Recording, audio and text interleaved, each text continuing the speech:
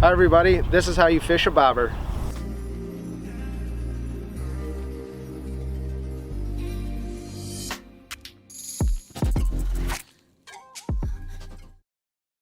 So basically, when you're fishing a bobber from shore, from a boat, basically look for cover. So things like a dock, if there's a weeds, a tree stump, anything where the bluegill or panfish are gonna kind of relate to is a perfect place to start.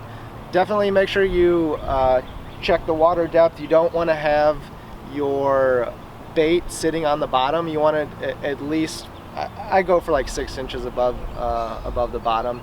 So in this instance here, we're around a dock, so there's a lot of shade, there's a lot of weeds in front, and you can visually see that there are panfish kind of moseying around.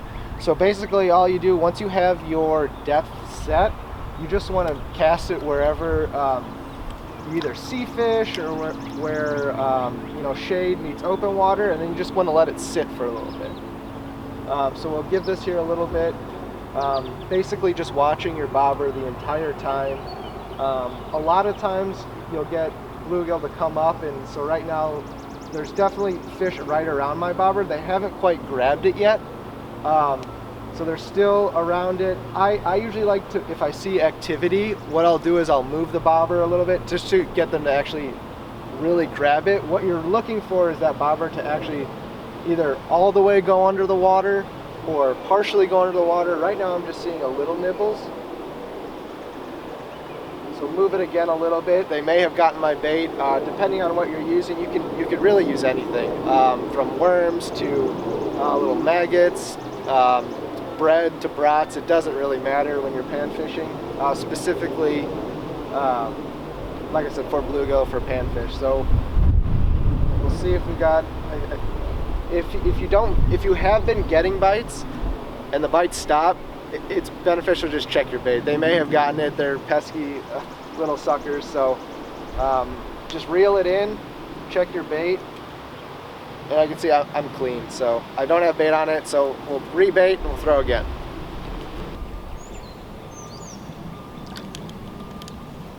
There we go. We finally got one. Small guy, but it is one. So it definitely took me a couple different casts to get in, but what I noticed is that there's actually like a school off to the side of the boat, and it seems like if there's just a single bluegill or panfish, they're more timid about it, but if you can find a group or a clump of them and throw the bobber right in the middle, it seems like they almost compete over it, so it'll definitely help you get more bites. So bobber fishing was the first introduction that I had into fishing, and it can be for so many people out there.